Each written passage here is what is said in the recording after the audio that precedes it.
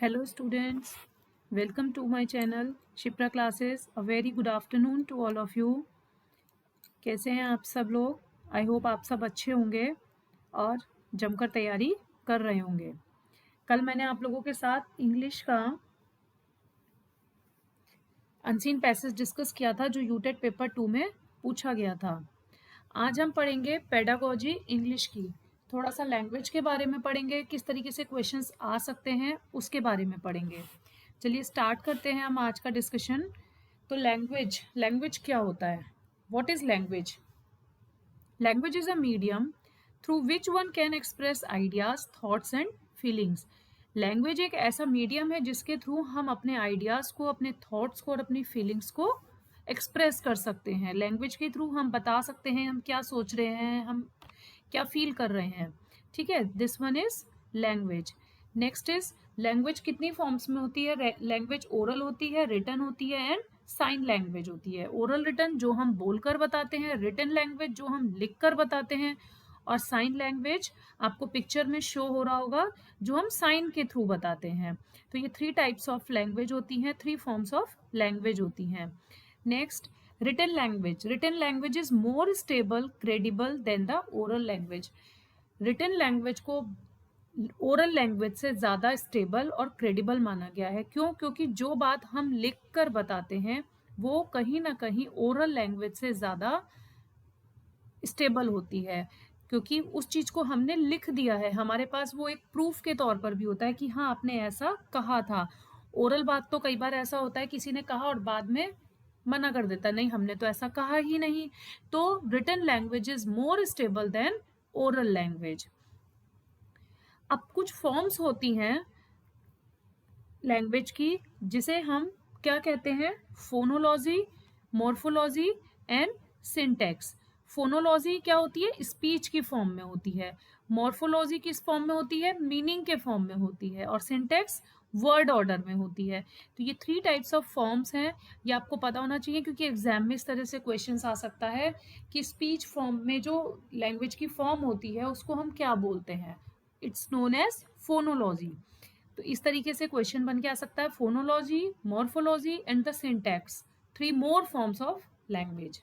Next देखिए question है, dash is the smallest meaningful unit of sound in a language.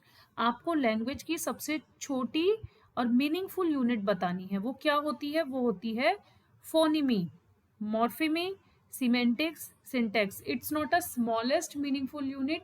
Sound की सबसे छोटी मीनिंगफुल यूनिट क्या होती है लैंग्वेज में? फोनिमी।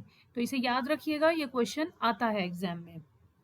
अब हम लैंग्वेज की फैमिलीज के बारे में बात करते हैं। लैंग्वेज की फैमिलीज क्या होती है? Indian, European. सबसे पहली क्या होती है? Indian, European. For example Hindi, Gujarati, English, ये सब किस में आती है? इंडो यूरोपियन में। अभी हम द्रविडियन की बात करें तो उसमें तमिल, तेलुगु, कन्नड़ा एंड मलयालम। तिब्बतो बर्मन में languages of eastern India. Eastern India की जितनी लैंग्वेजेस होती है वो तिब्बतो बर्मन में आती हैं। और एस्ट्रो एशियाटिक में लैंग्वेज वो आती हैं जो झारखंड एंड सेंट्रल एशिया में बोली जाती हैं। तो ये तो हुई आपकी कुछ लैंग्वेज की फैमिलीज। तो जैसे अगर हम हिंदी, इंग्लिश और गुजराती इनकी बात करें तो वो किस में आती है? इंडो यूरोपियन में। हमारी हिंदी लैंग्वेज किस में आती है? इंडो यूरोपियन में। तो ये आप लोग लर्न एक बार कर लीजिएगा, रिवाइज करेंगे तो आपको लर्न हो जाएंगी। अब लैंग्वेज की कैरेक्टरिस्टिक्स पढ़ते हैं। लैंग्वेज की कैरेक्टरिस्टिक्स क्या है? It is a symbolic and dynamic means of communication, medium of instruction. क्या मतलब हुआ इनका? लैंग्वेज की कैरेक्टरिस्टिक्स है, first it is symbolic and dynamic. जो लैंग्वेज होती है वो सिंबॉलिक, सिंबल्स जिसे हम लिख के बताते हैं, डायनेमिक किस तरह से हम उसको प्रेजेंट कर रहे हैं। तो लैंग्वेज की कैरेक्टरिस्टिक क्या हुई? Symbolic and dynamic. Means of communication, बोलना, कम्युनिकेशन मीन्स कम्युनिकेट करना, किसी के साथ बातचीत करना, बोलचाल की भाषा को हम क्या बोलते हैं? कम्युनिकेशन। तो ये किसकी कैरेक्टरिस्टिक्स हुई? लैंग्वेज की। मीडियम ऑफ इंस्ट्रक्शन, हम किसी को कोई इंस्ट्रक्शन दे रहे हैं किसी भी माध्यम से, तो वो भी एक तरह से लैंग्वेज की कैरेक्टरिस्टिक्स हुई। लैंग्वेज आर्बिट्रेरी होती है, language is arbitrary. It's a carrier of civilization and culture. It's a structured and rule govern. तो ये सब चीजें किस में आती हैं? आपकी लैंग्वेज की कैरेक्टरिस्टिक्स में आती हैं। Next, language acquisition, acquisition means कुछ एक्वायर करना, एक्वायर करना means when language is learn naturally and without any systematic practice it is called acquisition. जब हम कोई भी लैंग्वेज को नेचुरल तौर पे सीख रहे हैं, आपके घर में जो भी लैंग्वेज बोली जाती है आप उसको नेचुरली सीख रहे हो, इट मीन्स आप उसको एक्वायर कर रहे हो and without any systematic practice, उसकी कोई प्रैक्टिस नहीं करनी पड़ती। जब बच्चा घर में बड़ा होता है तो वो जैसा सुनता है वो वैसा बोलता है। आपके घर में इंग्लिश बोली जाती है तो वो इसकी स्पीकिंग मोड ऑफ स्पीकिंग क्या होगा, इंग्लिश। मीन्स जो वो जिस लैंग्वेज में भी, हिंदी बोली जाती है तो वो हिंदी अच्छे से बोलेगा, गुजराती बोली जाती है तो वो गुजराती अच्छे से बोलेगा। It means when language is learn naturally and without any systematic practice, बिना किसी सिस्टमैटिक प्रैक्टिस से जब नेचुरली बच्चा कोई लैंग्वेज सीखता है या कोई भी वो लैंग्वेज सीखता है तो वो कहलाता है, it is called acquisition. It refers to the process of learning a native or a second language because of the innate capacity of human brain. It refers to the process of learning. इसे हम क्या कहते हैं, learning का एक process कहते हैं, a native or a second language because the innate capacity of human brain. innate capacity जन्मजात, जिसे हम जन्म से ही अपने दिमाग में, ह्यूमन ब्रेन में की जो कैपेसिटी होती है वो एक तरह से, नेटिव लैंग्वेज कौन सी होती है, नेटिव लैंग्वेज वो होती है जो हम अपने घर में सीख रहे हैं। It also means N unconscious process, unconsciously सीख रहे हैं, हमें उसके लिए कॉन्शियस होना नहीं पड़ रहा है कि अगर मैं आपको इंग्लिश नहीं आती और मैं आपको इंग्लिश सिखाऊंगी तो कहीं ना कहीं आपको उसमें रूल्स फॉलो करने पड़ेंगे, उसमें कोई रूल्स की ज़रूरत नहीं है। ये तो एक क्या अनकॉन्शियस प्रोसेस है, जैसा सुन रहे हो वैसा बोल रहे हो। That occurs when language is used in real conversation, इसमें हम रियल कॉन्वर्सेशन करते हैं। तो it means language acquisition is a unconscious process. Next, language learning. देखिए एक्विजिशन क्या होता है, जो नेचुरल होता है, अनसिस्टमैटिक होता है, अनकॉन्शियस होता है। लेकिन लैंग्वेज लर्निंग क्या होता है, सिस्टमैटिक होता है, कॉन्शियस होता है।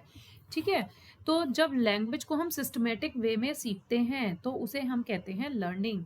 Learning a language in all inclusive process, उसमें हम सारे लर्निंग, मतलब जब हम कोई लैंग्वेज सीख रहे हैं तो उसमें हम सारे प्रोसेस को इंक्लूड करेंगे।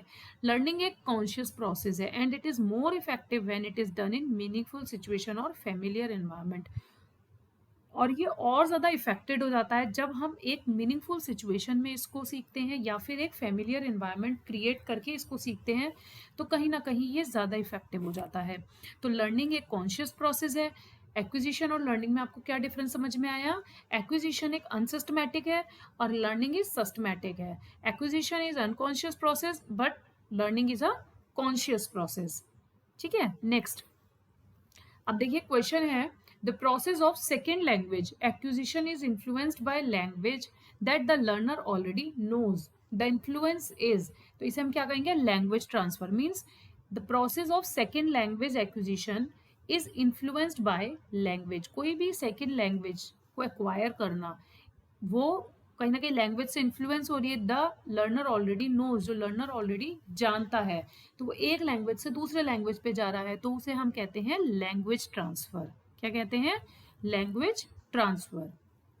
नेक्स्ट देखिए डिफरेंस पढ़ेंगे अभी हम, जैसा कि मैंने आपको बताया वही चीज इसमें लिखी है। Acquisition and learning. What is acquisition? Similar to child first language acquisition. First language क्या कहलाती है? जिसे हम एक्वायर करते हैं। एक्विजिशन जो हमारे घर में बोली जा रही है उसे हम फर्स्ट लैंग्वेज बोलते हैं, और जो लैंग्वेज हम सीख रहे हैं उसको हम बोलते हैं formal knowledge of language. Formal तौर पे हम खुद सीख रहे हैं, it is formal knowledge of language. और इनफॉर्मल जो हम खुद एक्वायर कर रहे हैं, देखकर सीख रहे हैं, उसको हम बोलते हैं बच्चे की first language. Picking up a language, वो पिक कर रहा है, जो उसने अपने पेरेंट्स को बोलते सुना उसने जस्ट पिक किया और वो सीख गया। बट लर्निंग में हम नोइंग अबाउट, हम उसके बारे में जानना चाहते हैं, सीखते हैं, तो ये कहलाता है नोइंग अबाउट, एंड एक्विजिशन कहलाता है picking up. Acquisition is subconscious but learning is conscious. Acquisition is implicit knowledge but learning is explicit knowledge. Implicit and explicit का मीनिंग क्या हुआ? इम्प्लिसिट जो आप खुद सीख रहे हैं, ऑटोमेटिकली ही आपको वो चीज़ें सब समझ में आ रही हैं, आपको उसमें कुछ सिखाना नहीं पड़ रहा है। एक्सप्लिसिट जो आप बाहर से कुछ सीख रहे हैं, जिसमें आपको एक फॉर्मल तौर पर रूल्स सिखाए जा रहे हैं, कॉन्शियसली आप उसको सीख रहे हैं, तो it is explicit language. Formal teaching does not help, formal teaching helps. इसमें फॉर्मल टीचिंग हेल्प करती है, बट इसमें कोई फॉर्मल टीचिंग की ज़रूरत नहीं होती है, ये तो आप खुद से सीख जाते हैं। अब पेरेंट्स तो नहीं कहते ना बच्चे से कि आप इस तरीके से बोलो, जैसा पेरेंट घर में बोलते हैं बच्चा वैसा ही सीखता है, तो उसे कोई भी फॉर्मल टीचिंग की ज़रूरत नहीं होती है, बट लर्निंग में फॉर्मल टीचिंग की ज़रूरत होती है। This is the difference of acquisition and learning. Next question है, the most important factor which is responsible for the differentiation between language learning and language acquisition. आपको बताना है वो इम्पॉर्टेंट फैक्टर जो रिस्पॉन्सिबल है लैंग्वेज लर्निंग और language acquisition के बीच में। तो ग्रामर, असेसमेंट, टेक्स्ट बुक या फिर लैंग्वेज एनवायरनमेंट। लैंग्वेज का जो एनवायरनमेंट है वो सबसे इम्पॉर्टेंट फैक्टर होता है जो कि रिस्पॉन्सिबल होता है differentiation between language learning and language acquisition में। तो language environment is your correct answer. As per Indian constitution, as per Indian constitution हम इंग्लिश को बोलते हैं एसोसिएट ऑफिशियल लैंग्वेज, AOL। कैसे याद रखेंगे आप इसको, AOL, associate official language. As per Indian constitution English is a associate official language, AOL। ये क्वेश्चन एग्जाम में पूछा जाता है तो इसको ध्यान रखिएगा। ये कुछ शेड्यूल है कॉन्स्टिट्यूशन के, 22 लैंग्वेजेस हैं, 8th schedule of the constitution जिसमें हमने 22 लैंग्वेजेस को इंक्लूड किया है। ठीक है, तो ये आप एक बार पढ़ लीजिएगा, देख लीजिएगा इसमें कौन कौन सी लैंग्वेजेस हैं। इसमें इंग्लिश लैंग्वेज को इंक्लूड नहीं किया गया है। Next, national curriculum framework NCF 2005, according to the observation English is a second language. NCF की फुल फॉर्म पूछी जाती है, ये आपको याद होनी चाहिए। What is the full form of NCF? Full form of NCF is national curriculum framework, NCF 2005। तो एनसीएफ के अकॉर्डिंग उन्होंने क्या ऑब्जर्व किया, एनसीएफ में English is a second language, और multilingual country like India, English is a global language. Multilingual country मतलब जहाँ पर बहुत सारी लैंग्वेजेस बोली जाती है। अब इंडिया में तो बहुत सारी लैंग्वेजेस बोली जाती हैं, हिंदी भी, इंग्लिश भी, गुजराती भी, पंजाबी भी, मराठी भी एंड सो ऑन। ठीक है, तो ये क्या कहलाती है, मल्टीलिंगुअल कंट्री। हमारी इंडिया क्या कहलाती है, मल्टीलिंगुअल कंट्री। तो जो इस तरीके की मल्टीलिंगुअल कंट्री होती है लाइक इंडिया, तो इंग्लिश वहाँ पर एक ग्लोबल लैंग्वेज का काम करती है, क्योंकि इंग्लिश एक ऐसी लैंग्वेज है जो मराठी, जिसको मराठी आती है वो भी बोल सकता है, गुजराती भी बोल सकता है, पंजाबी भी बोल सकता है, हिंदी भी बोल सकता है।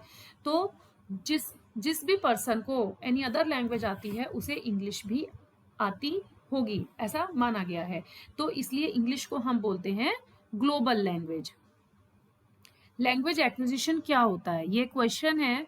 requires the memorization and use of necessary vocabulary, involves a systematic acquisition की बात हो रही है। तो एक्विजिशन में मैंने आपको बताया था कि अनसिस्टमैटिक होता है, एक्वायर कर रहे हो तो सिस्टमैटिक अप्रोच तो है नहीं, तो ये भी गलत हो गया। मेमोराइजेशन, उसमें हम कुछ रटते भी नहीं है। Refers to the process of learning a native or second language because the innate capacity of the human brain. हमने ये 6-1 आपका करेक्ट ऑप्शन हो जाएगा। 6-1 is your correct option. Is a technique intended to simulate the environment in which children learn their native language.